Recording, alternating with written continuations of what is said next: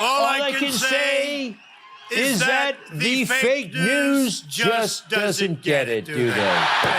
And Donald Trump shot back in a big way at the Democrat establishment. A lawsuit filed because of all that nonsense about Russia collusion. It all turned out to be fake, right? For how long did they say it was the real deal? Breaking news in the Russia investigation dominates the program tonight and reaches directly into the president's inner circle. We are covering the breaking news that Bob Mueller, the special counsel investigating ties between Donald Trump's campaign and Russia. We've got breaking news on MSNBC. The first indictments in the Robert Mueller investigation. We have breaking news. So you remember this. We all do. It went on and on and on, and it's all fake. It was all fake. He was exonerated. There was no Russia collusion. They never apologized. So Donald Trump is filing a lawsuit. He just filed a lawsuit in federal court. Donald Trump versus, the Democrat fake news establishment.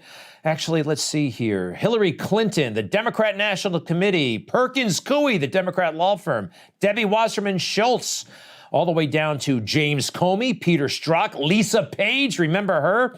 A complaint for damages and demand for trial by jury.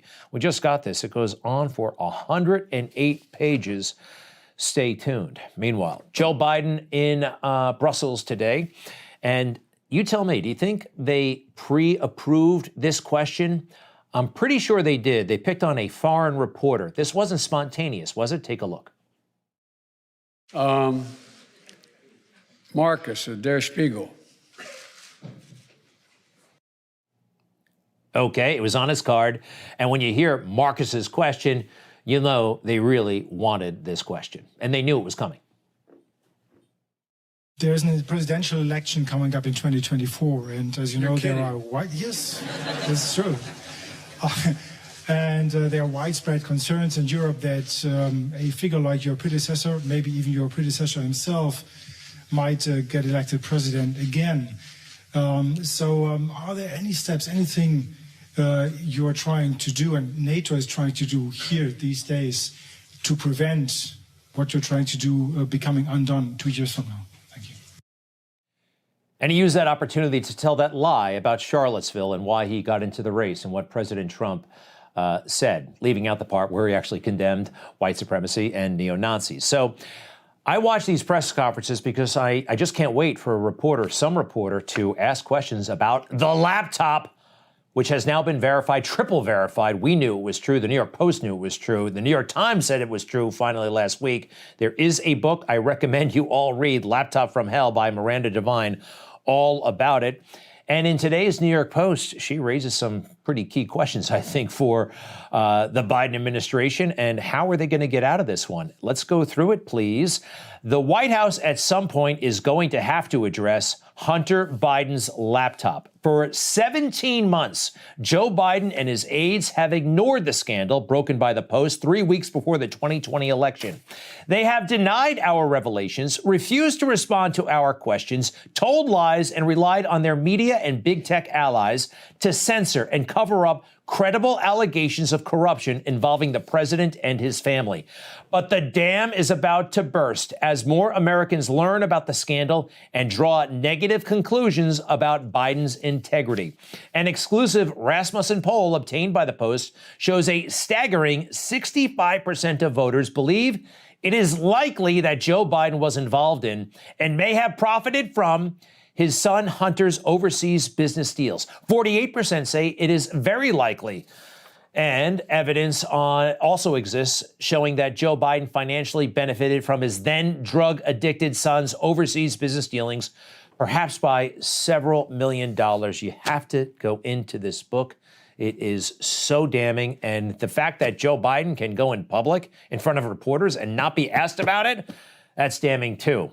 To the mainstream media. Totally outrageous. All right, on to the Ketanji Brown Jackson situation. Look, I've been watching the hearings. I'm glad it got a little bit tough. It's supposed to. It's supposed to, right? No, not according to the fake news. What you have here are 50 senators who are going to vote against this woman who is above reproach. That's why they're asking these dumb questions, so that they can have something to bring back to their constituents. It was so tough, I thought, yesterday to watch, regardless of how you feel about her.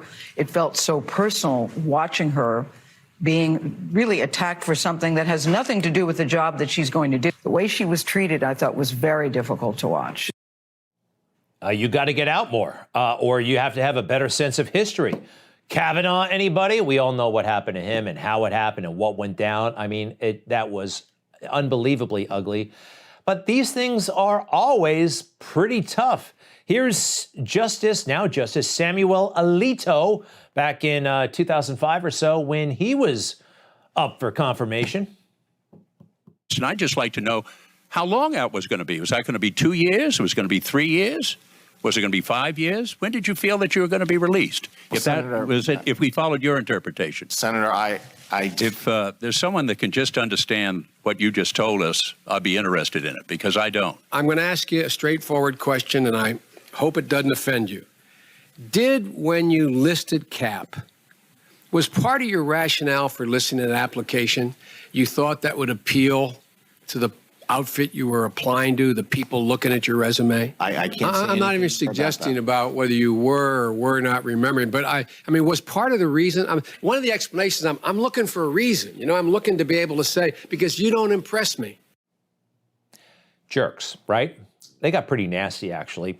So much so that it made Mrs. Alito cry and leave. She ran out at one point. Everybody saw it. It was really something. It was kind of getting out of hand. Alito's wife breaks down, walks out in tears as Dems bid to dig racial dirt.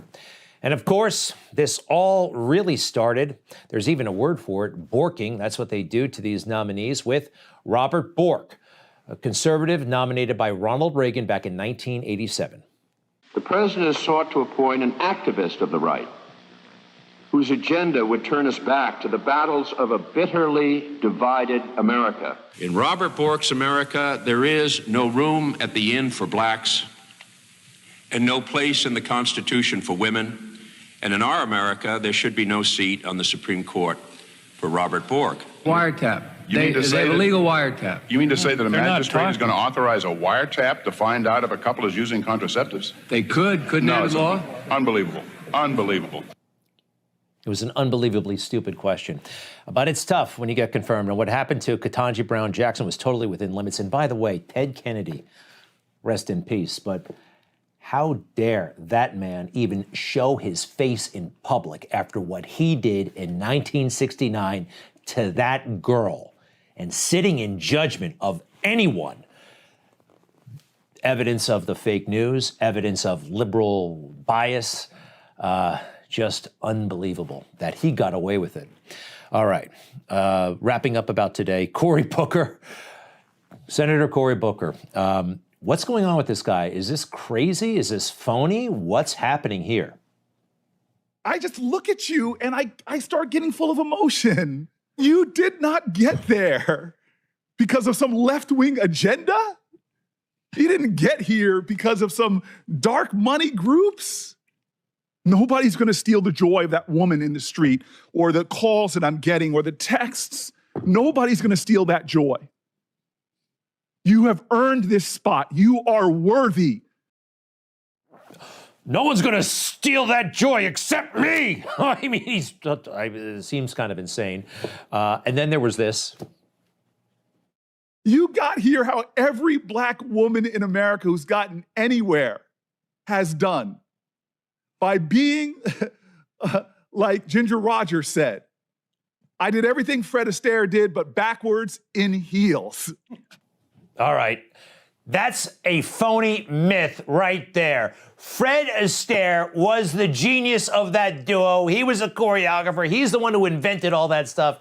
Ms. Rogers, very nice lady, but she was along for the ride. I can't stand that myth. Mark Simone, the genius of radio, pointed that out today. All right. I know it's a little thing, but it's a thing, okay?